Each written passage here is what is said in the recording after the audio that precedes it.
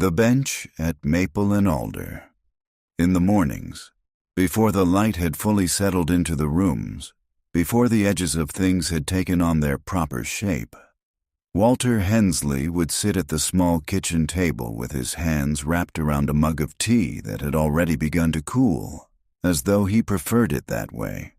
The faint warmth rather than heat, something that did not insist on itself. The house, a narrow single-story place at the end of Maple Drive, held its quiet closely, and even the refrigerator, which hummed faintly and without pause, seemed to do so in a restrained manner, as if it, too, understood that there was no need to fill the space with more than was necessary. He had lived there for 17 years, though the number itself did not present itself to him often. It existed more as a soft accumulation of habits than as a countable span of time. The chair he sat in had a slight give to the left leg, something he had noticed once and then adjusted to so completely that now it seemed less a flaw than a characteristic, like the way a person might tilt their head when listening. He did not fix it. There were many things in the house he did not fix. Outside, the street remained empty at that hour. Occasionally a car would pass, but rarely. The trees along the sidewalk, maples that had grown taller than he remembered them being when he first arrived, moved gently in the early air, and sometimes a few leaves would loosen themselves and fall, even when it was not yet autumn, as though the season had begun privately, without announcement. Walter lifted the mug and took a small sip, then set it back down in almost the same place, aligning it with a faint ring on the table's surface, a remnant from some earlier morning he could not recall. He did not think of himself as a man who paid attention to such things, and yet his hand returned to that same position each day, guided by something quieter than intention. After the tea, he would stand, not abruptly, but with a kind of measured care, and rinse the mug in the sink. He used the same sponge each morning, rinsing it thoroughly afterward and placing it on the edge of the basin, where it would dry in a way that was never entirely complete. Then he would walk through the house, pausing in each room, not to check anything in particular, but as though the act of moving through the spaces confirmed their continued existence. The living room held a narrow couch and a television that he turned on in the evenings but rarely watched with attention. A thin layer of dust would gather on the wooden shelf beneath the window, and once every few days he would wipe it away with a cloth, though by the next morning it seemed to have returned, as if the house itself produced it. The bedroom was spare. The bed was made each morning, the blanket pulled tight, the pillows placed side by side with a precision that bordered on habit more than care. On the dresser sat a small photograph in a frame. He did not look at it often, but he did not move it either. It remained there, slightly angled, catching the light differently depending on the time of day. By mid-morning, he would step outside. The air, even in warmer months, carried a trace of coolness that lingered in the shade, and he would pause on the front step, not for any particular reason, but because it seemed appropriate to do so. From there, he could see the length of Maple Drive stretching out in both directions, though the end of it curved slightly, preventing a full view. It gave the impression that something lay just beyond sight, though nothing ever did. He would walk slowly, his hands in the pockets of his jacket, even when the weather did not require it. The sidewalks were uneven in places, and he knew where to step, where to avoid the small cracks that had widened over the years. His pace was consistent, neither hurried nor delayed, as though he had found a rhythm that suited not only his body but the street itself. It was on one of these mornings, though he could not later say which one, that he noticed the boy. At first, it was only a presence, a figure seated on the low wooden bench near the corner where Maple Drive met Alder Street. The bench had been there for as long as Walter could remember. though he did not recall anyone using it regularly. It was slightly weathered, the paint worn away in places to reveal the grain beneath, and it leaned ever so slightly to one side, as if it had settled into the ground over time. The boy sat there without moving, his posture neither relaxed nor rigid, but something in between, as though he had not yet decided how to occupy the space. He was looking down, though not at anything in particular, and his hands rested loosely in his lap. Walter did not stop. He walked past, his gaze shifting briefly toward the bench and then away again, not out of disinterest, but because it seemed unnecessary to look for longer. There was something about the stillness of the boy that did not invite attention, and yet it lingered in Walter's mind as he continued down the street. Later, when he returned, the bench was empty. He did not think of the boy again that day, or at least not in a way he would have recognized as thinking. The image remained somewhere beneath the surface, like the faint ring on the table, present but not actively considered. In the afternoon, he sat in the living room with the television on, the volume low. The light shifted gradually across the floor, moving from one corner to another, and he watched it for a time, though he would not have said he was watching. The sound from the television filled the room without requiring his attention, and occasionally he would glance at the screen, not to follow what was happening, but to confirm that it was still there. As evening approached, he prepared a simple meal, something that required little effort and even less thought. He ate at the same table where he had taken his tea, though he did not sit in exactly the same position. The chair gave slightly to the left, as it always did. Outside, the light softened, and the trees cast longer shadows across the street. A faint breeze moved through the leaves, producing a sound that was almost, but not quite, continuous. Walter listened to it for a moment, then stood and carried his plate to the sink. The house returned to its quiet. Before going to bed, he paused once more in the living room, standing near the window. The street was empty again, the bench at the corner barely visible in the dim light. He found himself looking in that direction without fully realizing it, his gaze resting there for a few seconds longer than necessary. Then he turned away.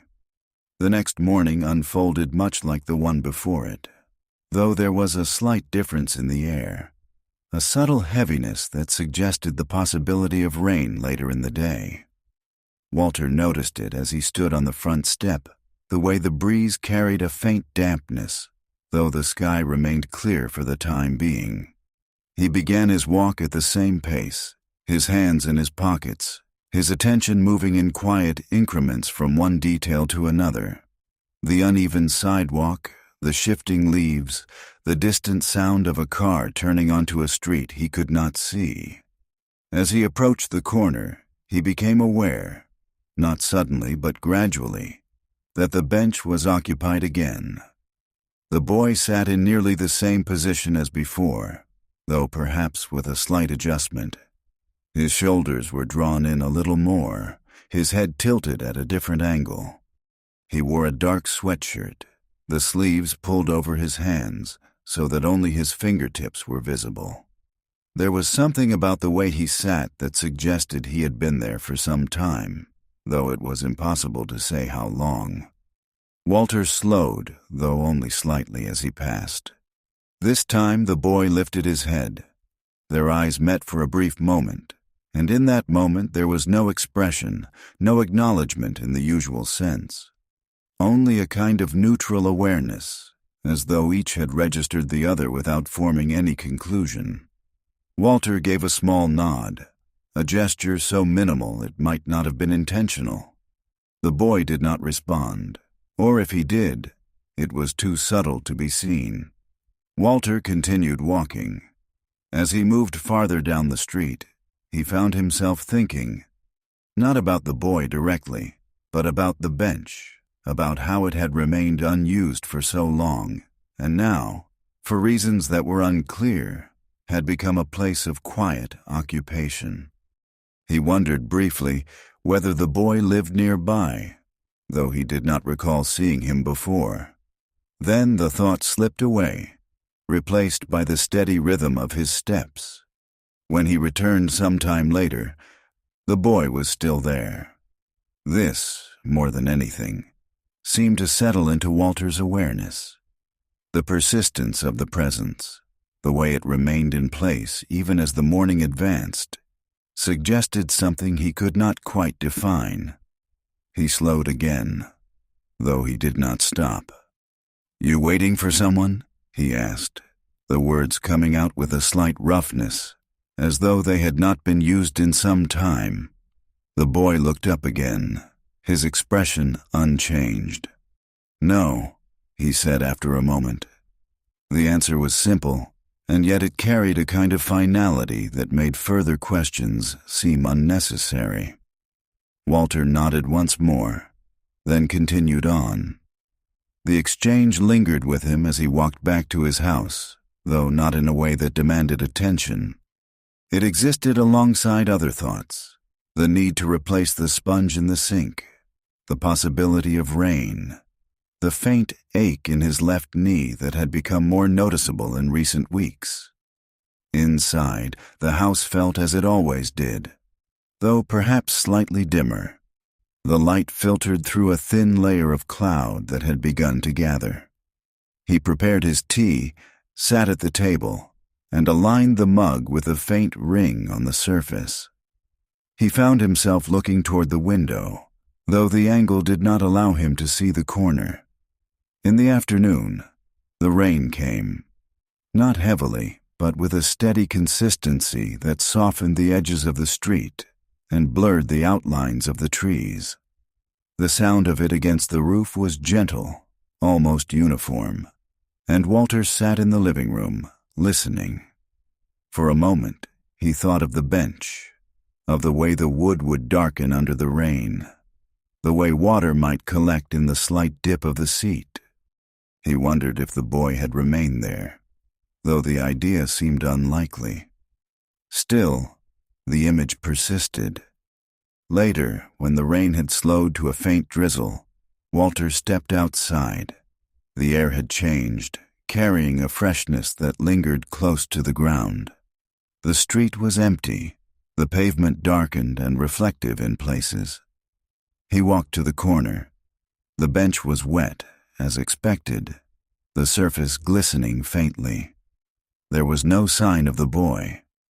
Walter stood there for a moment, his gaze resting on the place where the boy had sat earlier that day. He did not know what he was looking for, perhaps some indication that the presence had been more than temporary, something left behind that could confirm it. But there was nothing. After a few seconds, he turned and began to walk back. The evening settled in slowly, the light fading in gradual increments until the street lights flickered on, casting a soft glow that did not fully illuminate the space but suggested its outline. Walter stood once more at the window, his gaze drifting toward the corner. The bench was visible, though only faintly. He remained there for a while, though he could not have said how long, then turned away, moving through the house with the same measured pace as before.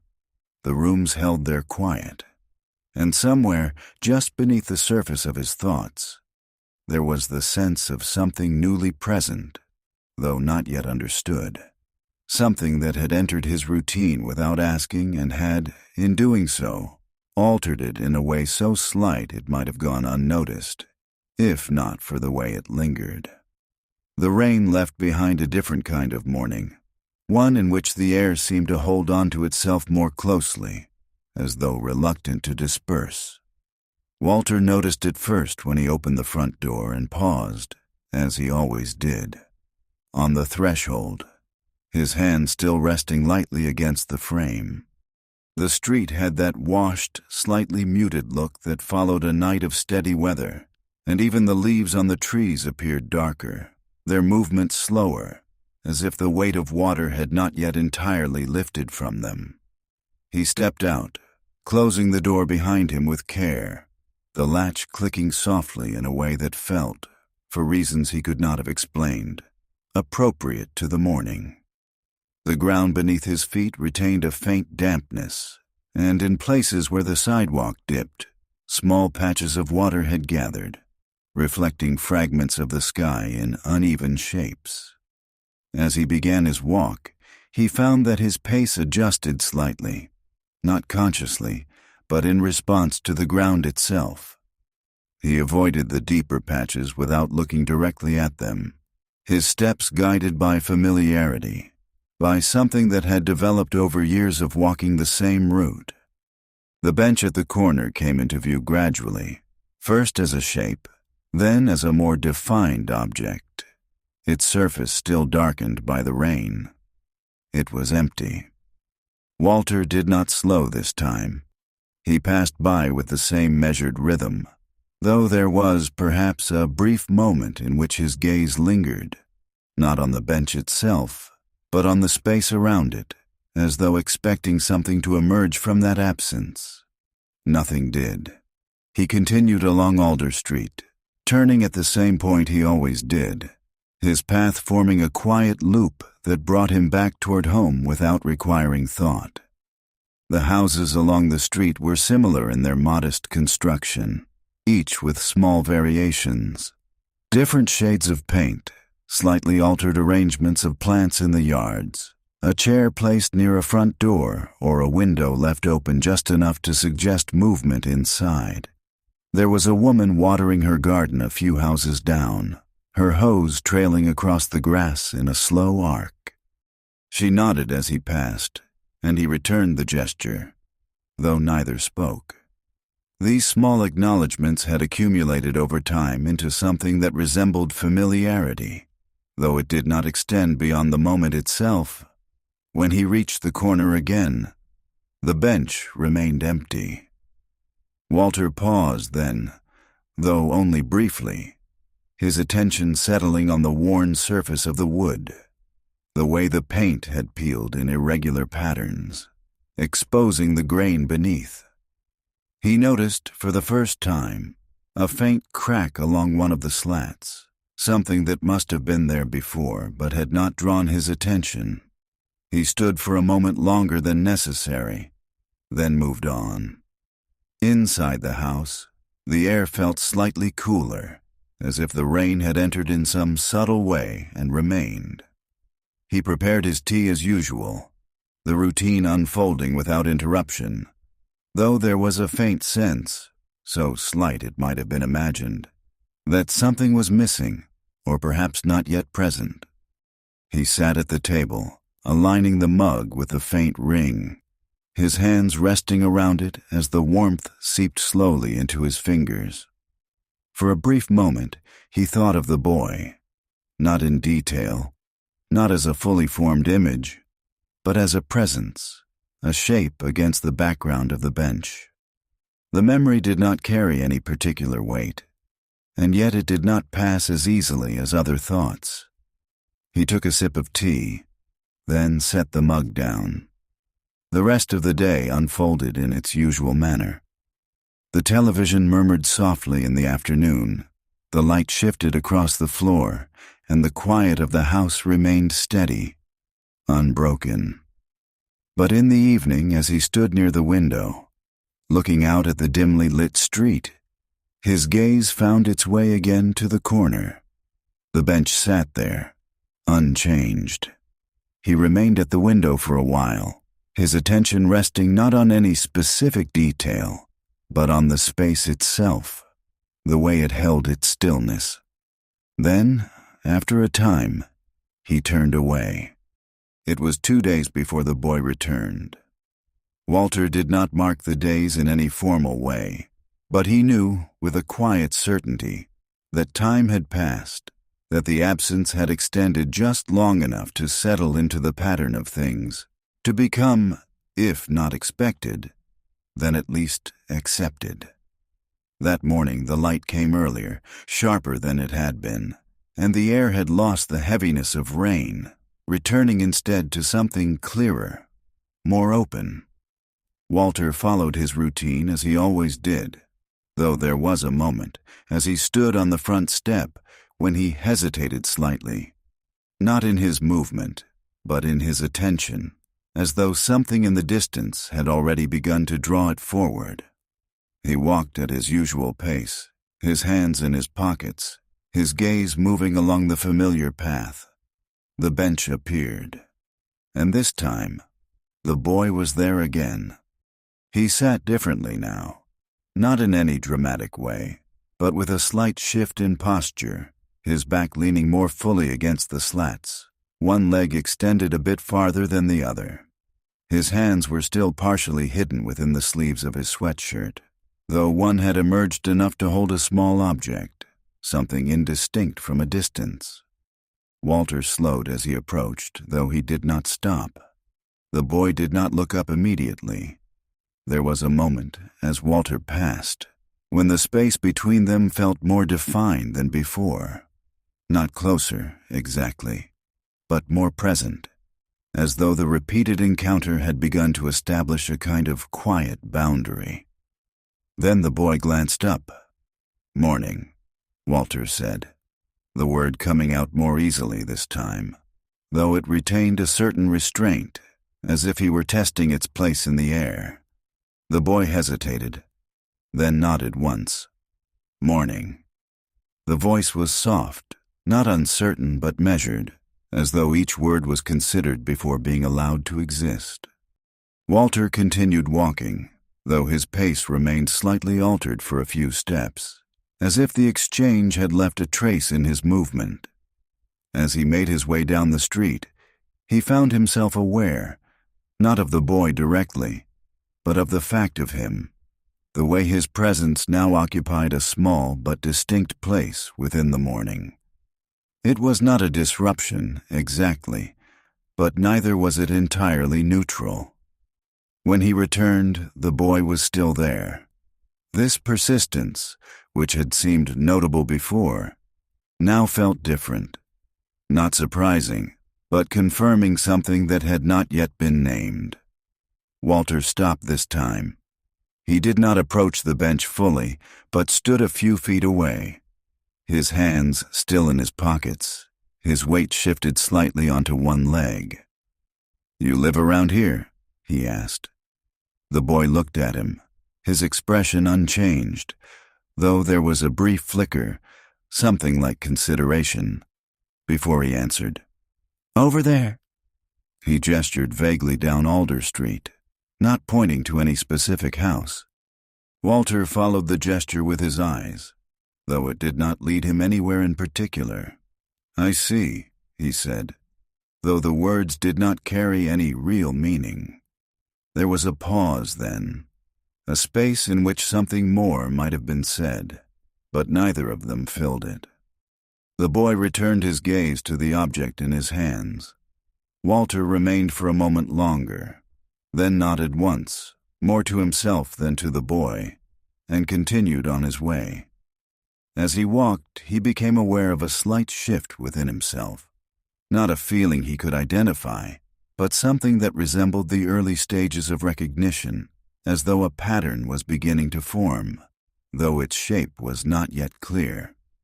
Later that day, as he sat in the living room, the television casting a soft, flickering light across the walls, he found his attention drifting, not to the screen, but to the memory of the bench, the boy's posture, the small, indistinct object held between his fingers.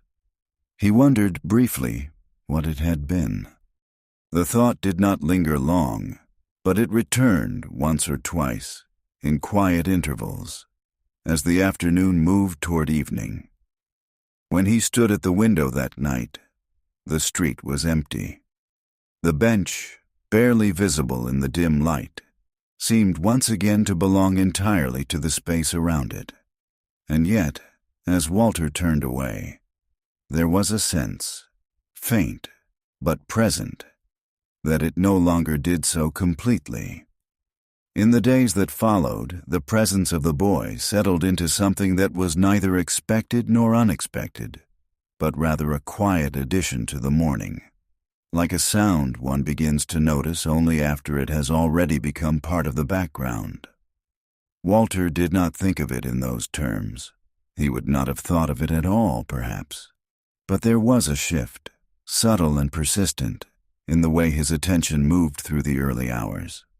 He began, without deciding to look toward the corner before he reached it.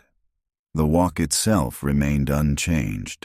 The same uneven stretches of sidewalk, the same low branches that brushed lightly against the edge of his jacket if he passed too close, the same distant hum of a town not yet fully awake.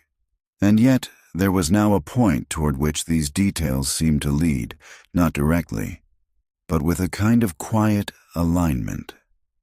That morning, the light came through the trees in thin, angled strips, falling across the pavement in patterns that shifted as the branches moved. Walter noticed the way the brightness collected briefly in the shallow cracks along the sidewalk, then disappeared as the angle changed.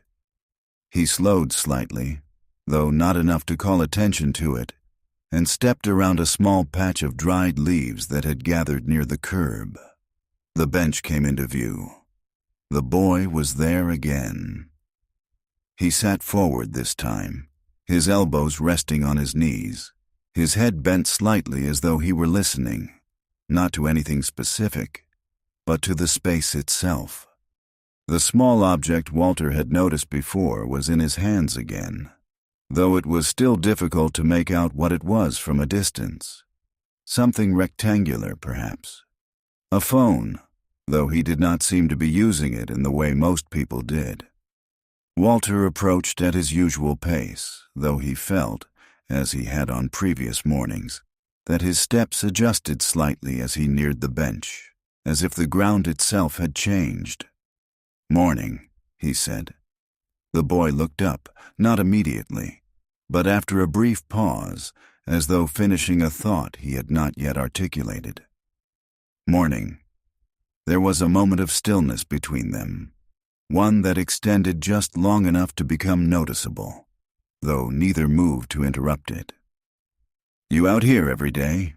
Walter asked, the question emerging with a kind of quiet neutrality, as if it belonged more to the air than to either of them. The boy shifted slightly, his hands turning the object over once before he answered. "Most days." Walter nodded. "Sure. It's a good spot," he said, though he was not entirely sure what he meant by it. The bench had never seemed particularly notable before. The boy glanced around, his gaze moving briefly along the street, then back to Walter. "I guess." The words were not dismissive, but they did not fully agree either. They existed somewhere in between, as though the boy had not yet decided how he felt about the place. Walter considered saying something more, but the thought did not take shape. Instead, he nodded once more and continued on. As he walked, he became aware of the faint rhythm of his own breathing, the way it aligned with his steps. There was a steadiness to it, something that had been there all along but had only now come into focus. When he returned later, the boy had shifted position again. He leaned back now, one arm stretched along the back of the bench, his head tilted slightly upward as he looked at the trees. The object rested beside him, momentarily forgotten. Walter slowed, then stopped. "You skipping school?" he asked, the question coming out more directly than he had intended. The boy lowered his gaze, looking at Walter with an expression that was difficult to read. Not defensive, not open, but something contained. "It's Saturday," he said. Walter paused, then gave a small nod. "Right," he said. The realization did not carry embarrassment so much as a quiet acknowledgement of time passing in a way that did not always align with his awareness of it. The boy returned his gaze to the trees. Walter stood there for a moment longer, then shifted his weight slightly. "You live with your folks?" he asked. The question lingered for a second, perhaps longer than necessary. My mom, the boy said. Walter nodded again. Okay.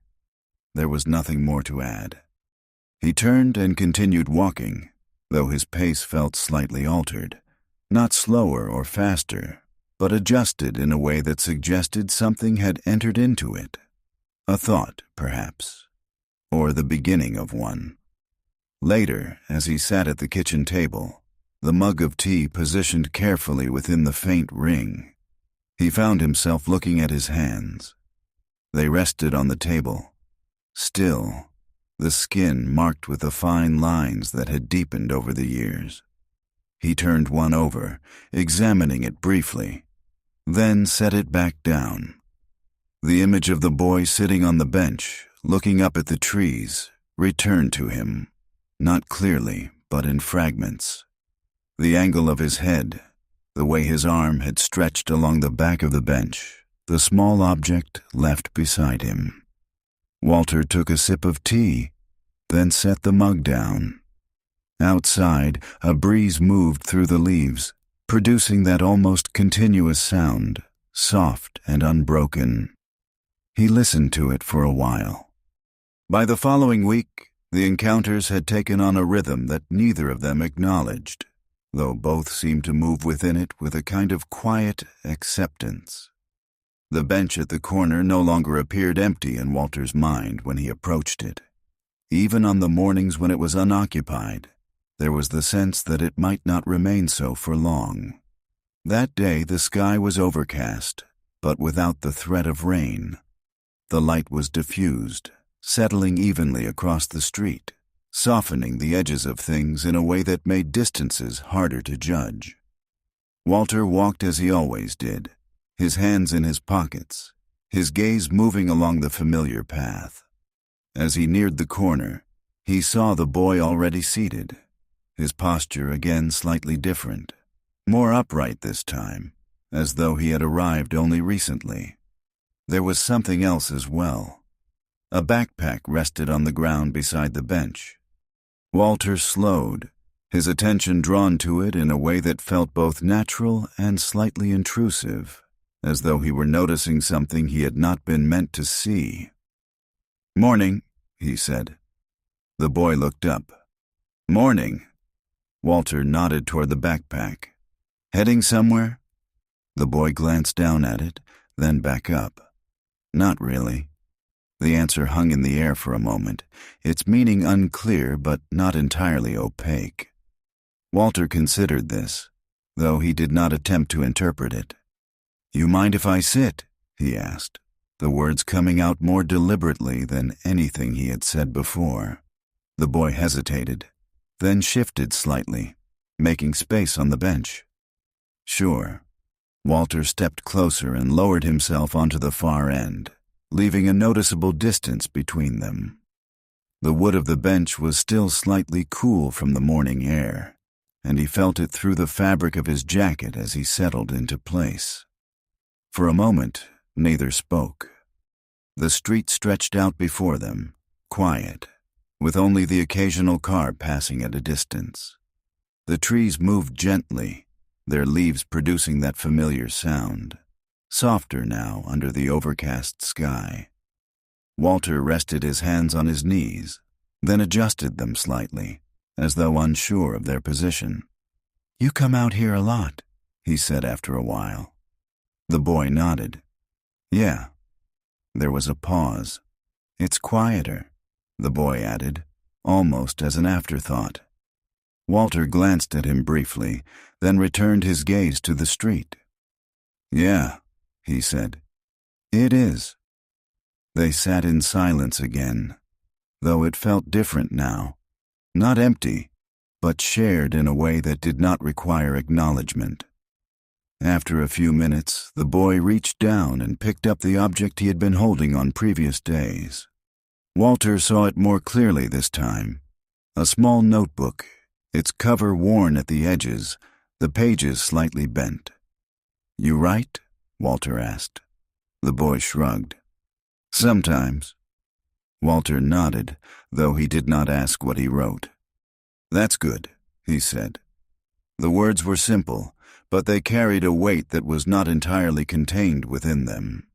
The boy did not respond, but he opened the notebook, flipping through a few pages without really looking at them, as though the act itself was enough. They remained there for a while, the time passing without clear measure. At some point, Walter stood. "Well," he said, though the word did not lead to anything in particular. The boy looked up. "Yeah." Walter nodded once, then stepped away from the bench. "I'll see you around," he said. The boy gave a small nod. Walter began to walk back toward his house, his pace steady, though there was a slight shift in the way he carried himself, something that suggested the morning had extended beyond its usual boundaries. Later, as he stood at the kitchen sink, rinsing his mug, he found himself thinking, not in words, but in a kind of quiet awareness, of the bench, the space beside him where he had sat.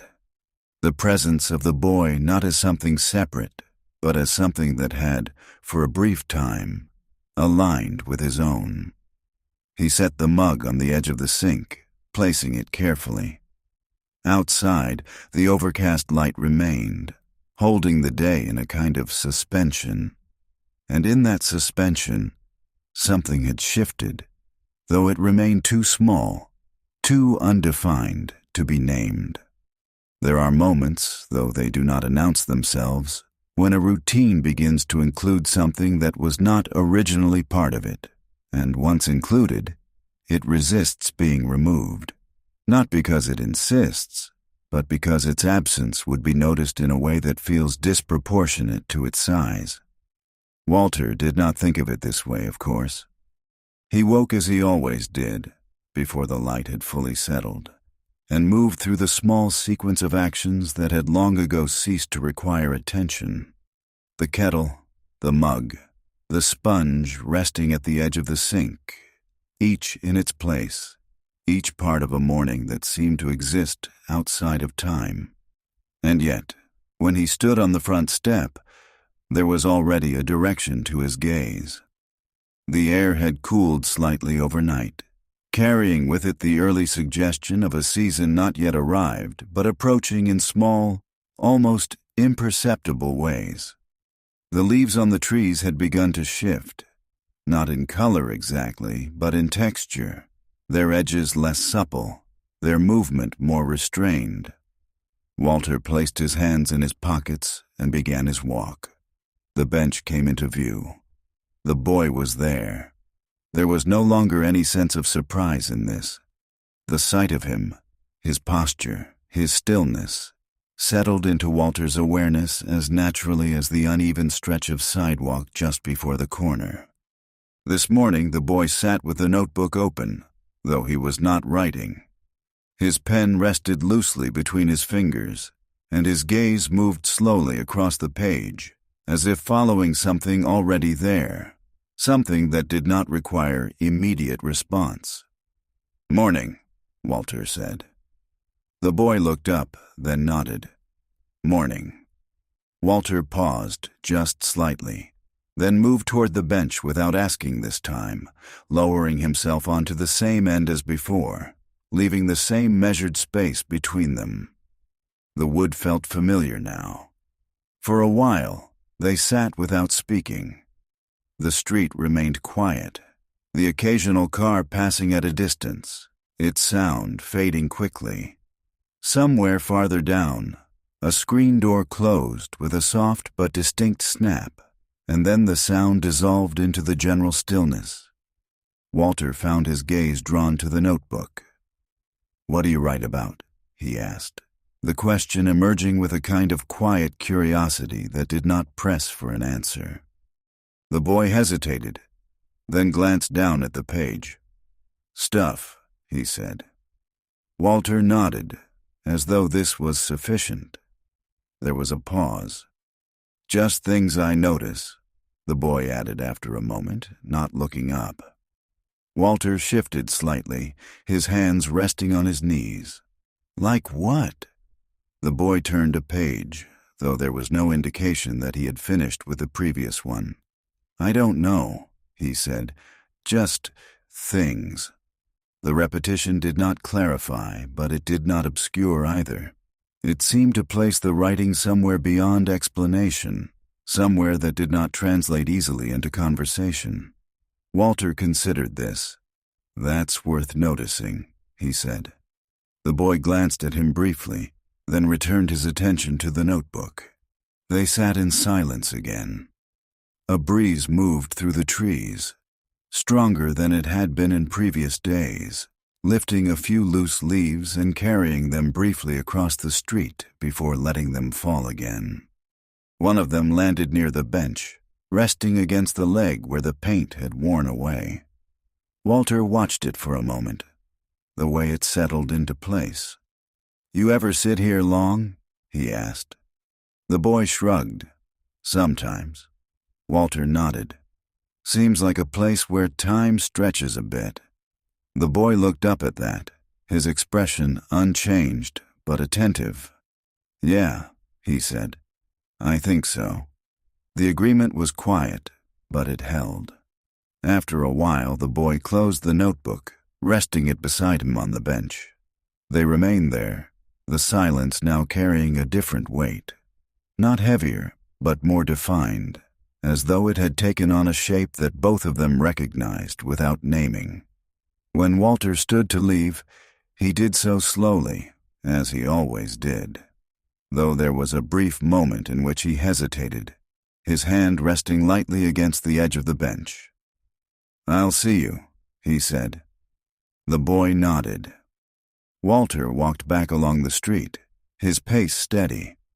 As he moved, he became aware, not suddenly but gradually, that the morning had extended itself, that the time spent on the bench had altered the shape of the day in a way that was not measurable, but nonetheless present. Later, at the kitchen table, he found himself looking at the faint ring beneath the mug. It had been there all along, and yet, for a moment, it seemed slightly more distinct. The following days unfolded with a kind of quiet consistency that did not call attention to itself, and yet, within that consistency, small variations began to emerge, shifts so slight they might have gone unnoticed if not for the way they accumulated. Walter did not always sit on the bench when he passed, but he often slowed, sometimes stopping for a few minutes, sometimes only long enough to exchange a word or two. The boy, whose name he had not yet asked and who had not offered it, seemed neither to expect nor to resist these interruptions. He remained as he was, present, but not insistent upon being noticed. That morning the sky was clear, the light sharper than it had been, and the air carried a dryness that suggested the rain had moved farther away, leaving behind only its memory in the soil. Walter approached the corner, his steps aligning with the now familiar rhythm of the walk. The bench was occupied. The boy sat with his back against the slats, his head tilted slightly to one side, as though listening again to something not entirely external.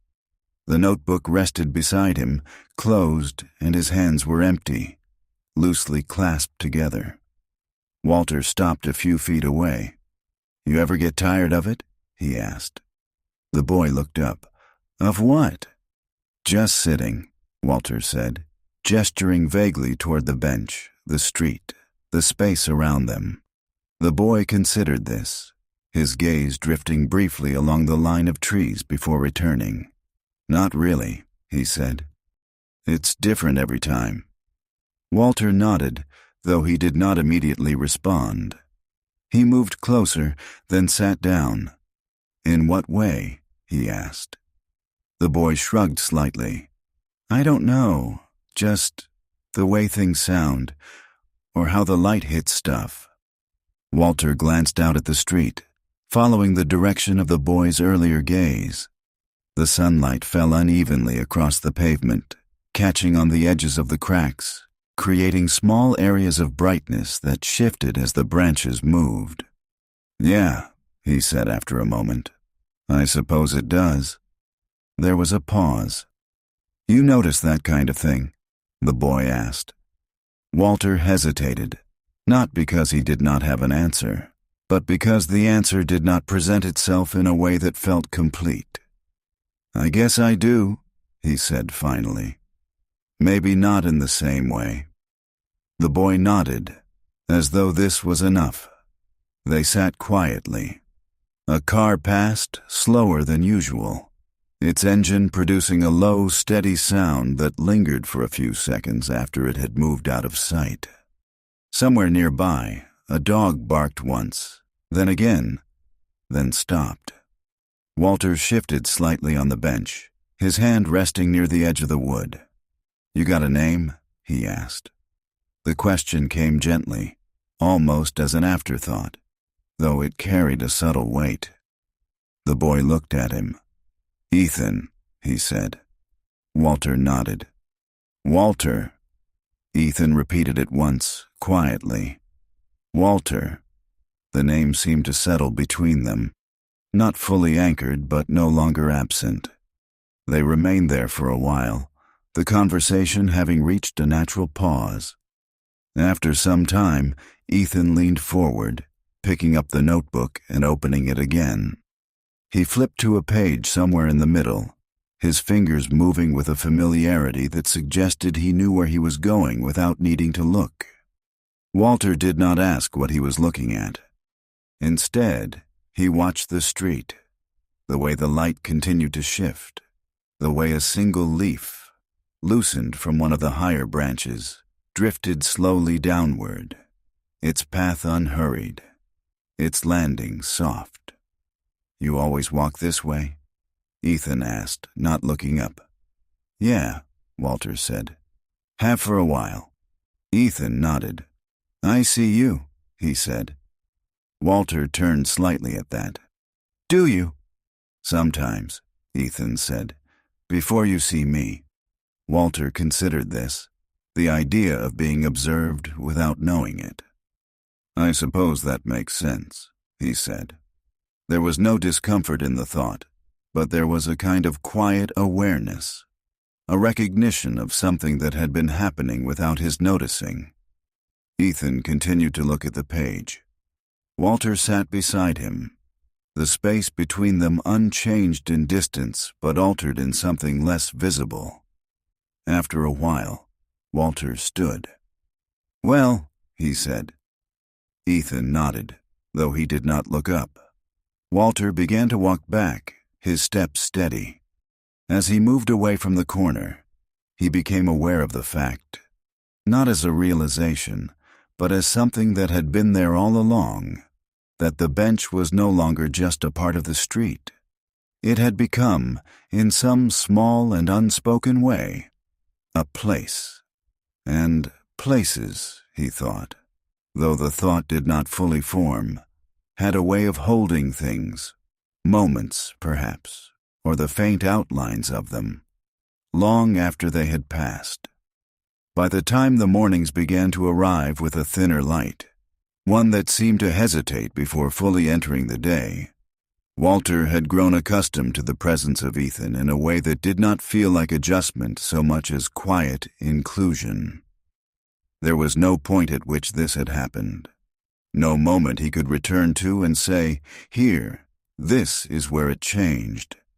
Instead, it had unfolded in increments too small to isolate, until the absence of the boy, on the rare mornings when the bench remained empty, carried a weight that was not quite disappointment, but something adjacent to it.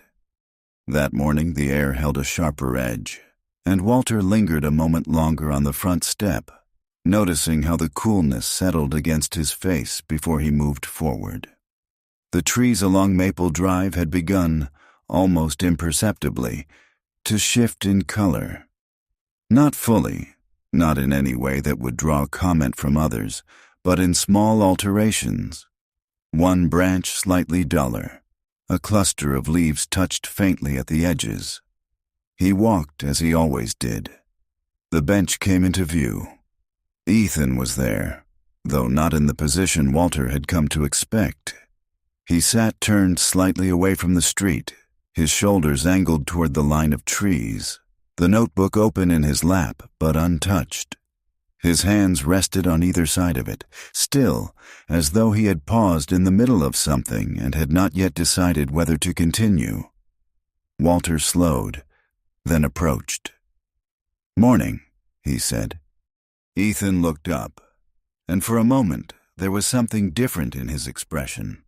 Not something Walter could name, but something that lingered just beneath the surface, as if the boy had been elsewhere in his thoughts and had not fully returned.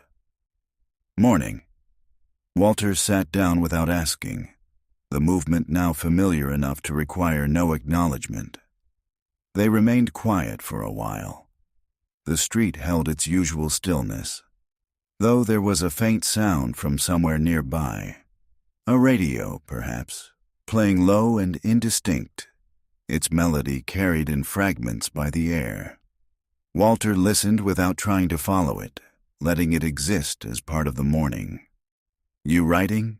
he asked after a time. Ethan glanced down at the notebook. "Not today." Walter nodded. "Nothing to say?" Ethan hesitated, then shrugged slightly. "Just, not today." The answer did not close the subject, but it did not open it further either. Walter rested his hands on his knees, his fingers moving slightly against the fabric of his pants, as though tracing something unseen. "There are days like that," he said. Ethan did not respond immediately. After a moment, he closed the notebook, his hand lingering on the cover a second longer than necessary. "Do you ever forget things?" he asked. The question came quietly, almost as if it had not been intended to be spoken aloud. Walter turned his head slightly. "What kind of things?" Ethan did not look at him. "Just things," he said. "Stuff that should probably stay." Walter considered this, though the answer did not come quickly. "Yeah," he said finally. "I think everyone does." Ethan nodded, though it was not clear whether he agreed or simply accepted the response. There was a pause. "Sometimes I try to remember something," Ethan said, still looking ahead. "And it feels like I almost have it, but then it just—" He made a small gesture with his hand. "Something unfinished. Like it slips." Walter watched the movement, the way the fingers opened slightly and then closed again. "Memories like that," he said. "It doesn't always stay where you leave it." Ethan was quiet. The radio sound drifted away, replaced by the faint rustling of leaves. Walter felt for a moment the presence of something else, something just beyond the edge of the conversation, something that had not been named and perhaps would not be. He did not move to reach it. After a while, Ethan picked up the notebook again, though he did not open it. He held it loosely, as though it were something that required neither use nor explanation. Walter sat beside him, the space between them unchanged, yet filled with something that had not been there before. Not tension exactly, but a kind of quiet weight. When Walter stood to leave, he did so more slowly than usual. "I'll see you," he said. Ethan nodded. Walter walked back along the street, the air cooler now, the light shifting slightly as the morning advanced. As he moved, he became aware, not as a thought, but as a sensation, that something had been left unfinished on the bench, something that neither of them had touched directly. And yet, it remained there. In the days that followed, there was a subtle alteration in the rhythm that had begun to form between them, one that did not disrupt the routine so much as introduce a slight hesitation within it, as though something had shifted just enough to be felt, but not enough to be seen clearly. Walter noticed it first in himself. He found that, as he approached the corner, there was a brief moment, a fraction of time, in which he slowed more than usual, not because of the uneven pavement or the angle of the light, but because he was uncertain, in a way that had not been present before, of what he might find. Ethan was still there most mornings, but there was a difference. He spoke less, though he had never spoken much. His responses, when they came, seemed to arrive from a greater distance, as though they had traveled farther to reach the surface. He spent more time with the notebook closed, resting beside him rather than in his hands. That morning the sky was overcast again, the light diffused in a way that flattened the street, softening the outlines of houses and trees until they seemed almost indistinct. Walter approached. Ethan sat at the far end of the bench, his body angled slightly away, his gaze fixed on a point somewhere down the street that Walter could not identify. "Morning," Walter said. Ethan nodded, but did not speak. Walter hesitated, then sat down. The wood of the bench felt colder than it had in previous days, though that might have been the air. They sat in silence. A car passed, its tires making a soft sound against the pavement. The sound lingered briefly, then faded. Walter glanced at Ethan, then away. "You all right?" he asked. The question felt, even as he spoke it, slightly misplaced. Not wrong, but not entirely fitting within the space they had occupied until now. Ethan shifted, his shoulders tightening almost imperceptibly. "Yeah," he said. The word was quick, almost reflexive. Walter nodded, though the answer did not settle in the way he might have expected. There was a pause. "You haven't been writing," Walter said, not as a question, but as an observation. Ethan glanced down at the notebook. Not much. Walter waited, though he was not sure what he was waiting for. "Just don't feel like it," Ethan added after a moment. Walter nodded again. "All right." The conversation thinned, then stopped. They remained there, the silence now carrying a different quality. Less shared, perhaps, or shared in a way that felt less certain. A breeze moved through the trees, lifting a few leaves and carrying them briefly across the street. One struck the side of the bench, then fell to the ground, where it remained. Walter watched it for a moment. "You don't have to sit out here every day," he said, the words emerging without clear intention. Ethan looked at him then, his expression unchanged, though there was something in it, something that did not fully reveal itself. "I know," he said. The reply was simple, but it carried a weight that Walter did not immediately understand. There was another pause. Walter shifted slightly, his hand resting against the edge of the bench, his fingers tracing the worn surface of the wood. He considered saying something more, something that might bridge the distance that had appeared. But the thought did not take shape.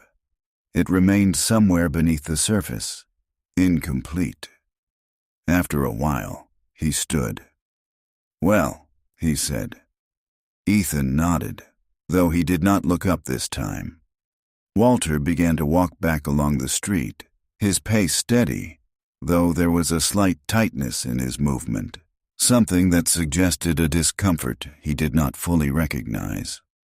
As he reached his house, he paused on the front step, his hand resting against the door frame as it had that morning. Inside, the rooms felt the same, and yet, as he moved through them, there was a faint sense, not of absence exactly, but of something that had shifted out of alignment, something that had been briefly in place and now was not. He stood in the living room, looking toward the window. The bench at the corner was just visible through the trees, its outline softened by the overcast light. He watched it for a moment, though he could not have said what he was looking for. Then he turned away, but the hesitation remained, quiet and unresolved, carrying forward into the rest of the day. There are periods when the surface of things remains unchanged, The same light moving across the same floorboards, the same quiet gathering in the corners of a room. Yet beneath that surface, something has begun to shift, not in a way that calls attention to itself, but in a manner that alters how one moves through even the most familiar spaces. Walter became aware of this not all at once, but in fragments. It was there in the way he stood a little longer at the kitchen sink after rinsing his mug, his hand resting on the edge of the basin as though he had forgotten, briefly, what came next. It was there in the way his walk slowed, not noticeably, not in any way that would be observed by others, but enough that he felt it himself, a slight interruption in the rhythm he had long followed without thought. And it was there, most clearly, at the corner. The bench was occupied. Ethan sat as he had in recent days, though his posture seemed more contained, his shoulders drawn inward, his hands resting close together in his lap. The notebook lay beside him, closed, its edges worn in the same places Walter had come to recognize. Walter approached, his steps quiet against the pavement. "Morning," he said. Ethan nodded, but did not speak. Walter sat down, leaving the same space between them, though it felt, in that moment, less like a choice, and more like something that had already been decided. The air was still, the kind of stillness that holds sound differently, as though even the smallest noise might travel farther than expected. Somewhere in the distance, a screen door closed, then another, each sound distinct and separate. They remained silent. Walter rested his hands on his knees, then adjusted them slightly, his fingers pressing lightly against the fabric as though testing its texture. "You ever go anywhere else?" he asked after a while. The question came without clear direction, as if it had been formed only halfway. Ethan looked at him, then away. "Not really." Walter nodded. "There's a park a few blocks down," he said. "Used to walk there sometimes." Ethan did not respond immediately. "I know it," he said finally. "I don't go." Walter waited, though he did not expect more. "It's too open," Ethan added after a moment, his voice quiet, as though the explanation had not been fully intended. Walter considered this. "Yeah," he said, "it is." The agreement came easily, though he had not thought of the park in that way before. They sat for a while longer. A faint wind moved through the trees, not enough to stir the branches, but enough to produce a low, almost continuous sound, like something being carried just out of reach. Walter found his gaze drifting toward the notebook. "You stopped writing altogether?" he asked. Ethan's hand moved slightly, resting on the cover of it. "I don't know," he said. The answer lingered, incomplete. Walter nodded, though there was nothing to confirm. "I used to keep things," he said after a moment, the words emerging slowly, as though they had not been arranged in this way before. "Not writing exactly, just things." Ethan glanced at him. "What kind of things?" Walter shifted slightly, his gaze moving out toward the street. "Notes," he said. "Names, dates. Didn't seem important at the time." He paused. "Still don't, most of it." Ethan watched him, though his expression did not change. "What happened to them?" he asked. Walter hesitated. "I threw them out," he said. The words settled between them, quiet and without emphasis. There was a pause. "Why?" Ethan asked. Walter did not answer immediately.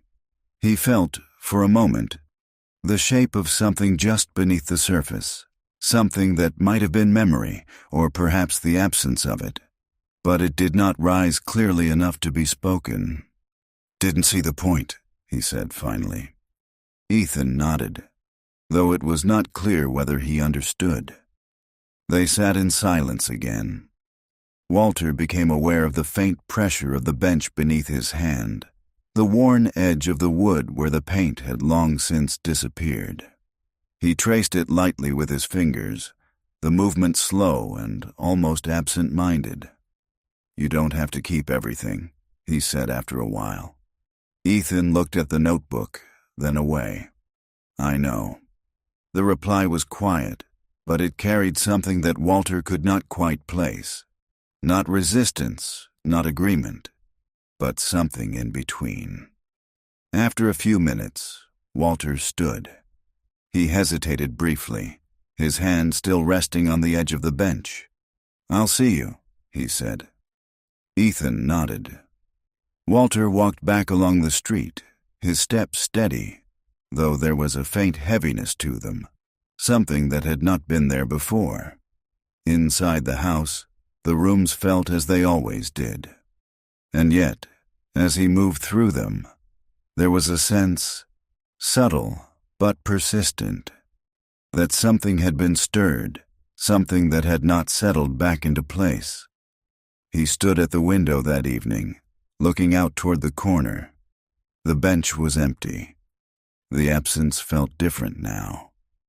The following morning arrived with a pale, diffuse light that seemed to settle evenly across everything, removing shadows rather than creating them. It gave the street a flatness that made distances feel uncertain, as though the space between one point and another had shifted slightly, without visible cause. Walter moved through his routine with the same care as always, though there were moments, small, almost imperceptible, when his attention drifted, when he found himself standing still without knowing exactly why. At the sink, he held the mug a second longer than necessary before placing it down. At the front door, his hand remained on the knob after it had turned, as though waiting for something that did not arrive. Outside, the air was still. He began his walk. The bench came into view. Ethan was not there. Walter did not slow.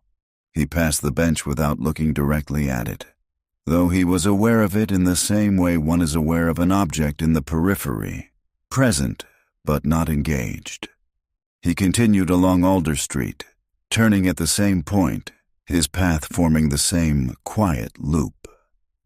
The houses appeared unchanged, the same small variations, the same subtle indications of life behind closed doors. A car sat in one driveway with its hood slightly open, though no one was visible nearby. When he returned to the corner, the bench remained empty. Walter paused then. He did not step closer, but he stood for a moment, his gaze resting on the worn surface of the wood, the slight tilt of the structure, the faint crack along one of the slats. There was nothing else. He moved on. Inside the house, the quiet felt more pronounced, though nothing had changed. The same light filtered through the window. The same faint hum of the refrigerator filled the background. Walter prepared his tea and sat at the table, aligning the mug with the faint ring as he always did. He looked at it for a moment longer than usual. The rest of the day unfolded without interruption, though there was a sense, difficult to define, that something had been left unfinished, something that did not resolve itself simply by the passage of time. The next morning, Ethan returned. Walter saw him from a distance, the familiar outline of his figure on the bench, his posture slightly forward, the notebook again in his hands. Walter approached, though his steps felt, for a moment, less certain. "Morning," he said. Ethan looked up. "Morning." There was a pause. "You weren't here yesterday," Walter said. The statement was simple, but it carried more weight than he had intended. Ethan hesitated, his gaze shifting briefly away. "Had to go somewhere," he said.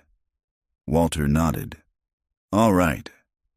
The answer did not invite further questions, and Walter did not ask them.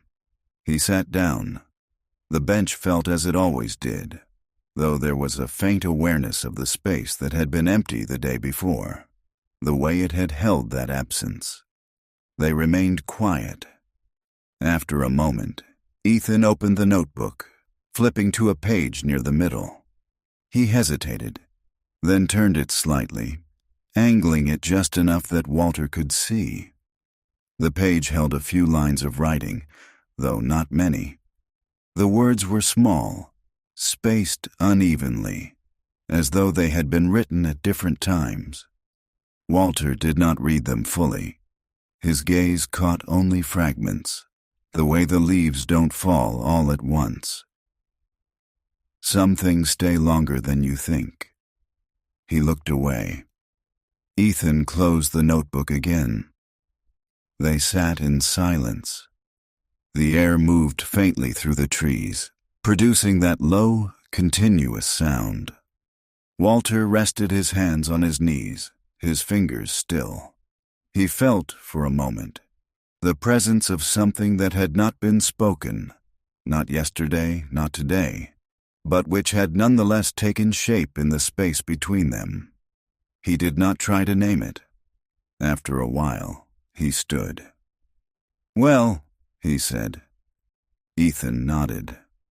Walter walked back along the street, his pace steady, though there was a subtle shift in it, something that suggested not resolution, but recognition.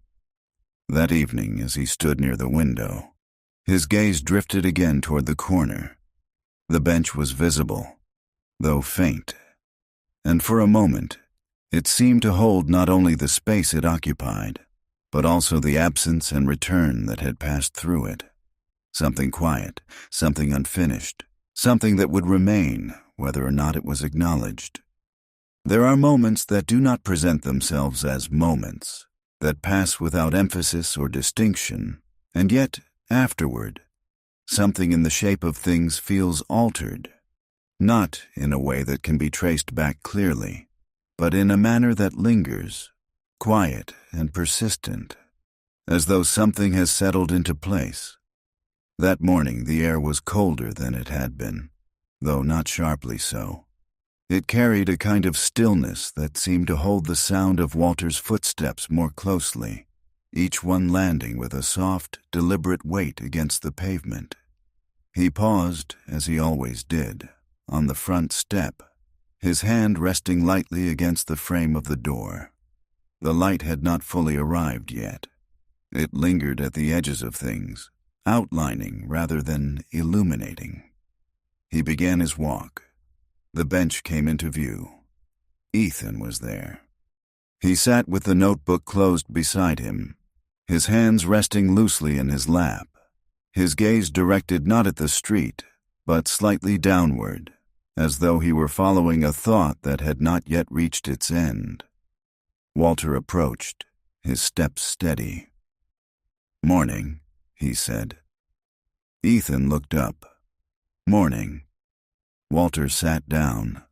The space between them remained, as it always had, though it no longer felt like distance. It existed simply as part of the arrangement, like the worn edge of the bench or the faint crack along one of the slats. They did not speak. The street was quiet, the houses still, the trees barely moving. Somewhere in the distance, a car started, its engine turning over once, then settling into a low, continuous hum. Walter rested his hands on his knees. For a time, neither of them moved. Then, after a while, Ethan shifted slightly, reaching for the notebook. He opened it, not quickly, but with a kind of measured care, as though the pages required a certain attention. He turned to a page, then paused. Walter did not look directly, but he was aware of the movement, the slight adjustment of the boy's posture, the angle of the book. After a moment, Ethan placed the notebook on the bench between them, not turned outward, not offered exactly, but not held back either. Walter glanced down. The page held only a few lines. He did not read them immediately. Instead, he looked at the paper itself, the way it had been worn at the edges, the slight waviness of it, as though it had absorbed something over time. Then his eyes moved, almost without intention. Sat there again today. Didn't say much, but it wasn't empty. Walter felt something then, not a thought, not something that could be followed or examined, but a kind of quiet recognition, as though a shape he had not known he was looking for had briefly come into view. He did not speak. After a few seconds, he reached out, not to take the notebook, but to adjust it slightly, turning it just enough so that it lay flat against the bench. The gesture was small, almost unnecessary. Ethan watched, though he did not say anything. They remained there, the notebook between them, the words no longer being read, but still present. A breeze moved through the trees, lifting a few leaves and carrying them briefly across the street.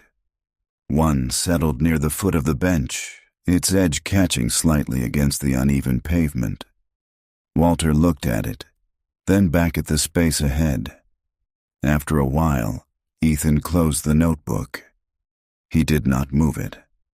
They sat in silence. But the silence had changed. It no longer felt like the absence of something. It held instead a kind of quiet presence, something that did not require explanation, something that existed without needing to be understood. Walter remained a few minutes longer than he usually did. When he stood, he did so slowly, his hand resting for a moment on the edge of the bench. "I'll see you," he said. Ethan nodded. Walter walked back along the street. The air had shifted slightly, the light now beginning to settle more fully across the pavement. As he moved, there was no clear thought, no conclusion, but there was the sense, faint and steady, that something had been acknowledged, though nothing had been said. In the days that followed, the routine returned, though not in quite the same way. It was as if something within it had been adjusted, not removed or added, but shifted just enough that the familiar patterns carried a slightly different weight. Walter noticed it in small things. The way he lingered a little longer at the bench, even on mornings when Ethan was not there. The way his gaze moved more deliberately across the street, as though taking in details he had once passed without seeing. The way the house, in the late afternoon, held the light differently, not brighter or dimmer, but altered in a way that suggested the passage of something not entirely visible. Ethan continued to appear most mornings. They spoke sometimes. Other times they did not. The conversations, when they came, remained small, contained within the boundaries they had quietly established. "You ever leave this town?" Ethan asked one morning, his gaze fixed somewhere beyond the street. "Used to," Walter said. Ethan nodded. "Where'd you go?" Walter hesitated. "Different places," he said. Ethan did not press further. Another morning, Walter noticed that Ethan had begun writing again. The notebook rested open in his lap, his pen moving slowly across the page. "You back at it?" Walter said. Ethan glanced up. "Yeah." Walter nodded. "That's good." Ethan looked at him for a moment, then back at the page. "Sometimes," he said, "it feels like I'm just writing the same thing over and over." Walter considered this. "Maybe it's not the same," he said. "Maybe it just looks that way." Ethan did not respond, but his pen continued to move. There were also mornings when Ethan was not there. On those days, Walter still slowed as he passed the bench, his gaze settling briefly on the worn wood, the slight tilt, the faint crack along the slat. He did not stop, but he noticed. At home, the routines continued. The mug aligned with the faint ring on the table, the sponge rinsed and placed at the edge of the sink, the quiet of the living room settling in the late afternoon, the television murmuring softly without requiring attention. And yet, within these familiar actions, there was a subtle difference, not in what he did, but in how he experienced it, as though each movement carried a faint echo of something else, something that had entered into it without displacing what had been there before. One evening, as he stood near the window, his gaze drifting toward the corner, he noticed the bench in the dim light. It was empty, but it did not feel empty. He remained there for a while, his attention resting on the space. Then he turned away. The season continued its quiet progression, the changes arriving not as events, but as gradual adjustments. The air cooling further, the leaves beginning, more noticeably now, to lose their color, drifting down in uneven intervals that suggested no particular pattern. Walter's mornings remained as they had become. He rose early, prepared his tea, sat at the table with the mug aligned to the faint ring. He moved through the house, pausing in each room, not for any specific reason, but because it seemed right to do so. Then he stepped outside. The walk to the corner no longer felt like a movement towards something, nor away from it. It existed as its own small passage, containing within it the familiar details, the uneven pavement, the shifting light, the distant sounds that came and went without lingering. The bench stood at the corner. Some mornings, Ethan was there. Other mornings, he was not. When he was, they sat together, sometimes speaking, sometimes not. The notebook appeared and disappeared from Ethan's hands without comment. The conversations, when they came, remained as they had always been, brief, indirect, leaving more unsaid than spoken. "You still walk here every day?" Ethan said once, not as a question. "Yeah," Walter said. Ethan nodded. "I figured." There was nothing more to add. On another morning, Ethan stood as Walter approached. "I gotta go," he said. Walter nodded. "All right." Ethan hesitated, then gave a small nod in return. "I'll see you." Walter watched as he walked down Alder Street, his figure gradually becoming less distinct as the distance increased, until he turned the corner and was gone. Walter stood for a moment, then sat on the bench. The wood felt cool beneath him. He rested his hands on his knees, his gaze moving out toward the street. A leaf drifted down, landing near his foot, its edges curled slightly inward. He watched it for a moment, then looked up. After a while, he stood and walked back home. Inside, the house held its usual quiet. He prepared his tea, sat at the table, aligned the mug with a faint ring. The light moved slowly across the floor. Later, as evening settled in, he stood once more at the window. The bench was visible in the fading light. He looked at it for a few seconds longer than necessary. Then, without thinking, he reached out and adjusted the curtain slightly, not to close it, but to change the angle, to let in just a bit more of the view. The street remained still. The bench remained where it was, and beyond it, the curve of the road continued out of sight, holding whatever lay beyond in the same quiet way it always had. Walter stood there for a while. Then he turned, moving back through the house, the rooms unchanged, the evening settling in as it always did. Outside, a faint breeze moved through the trees, lifting a few remaining leaves, carrying them briefly across the street before letting them fall. And in that movement, in the small, unremarkable continuation of things, there was the sense, not of an ending, but of something ongoing, something that would remain, whether noticed or not, just beyond the edge of what could be fully understood.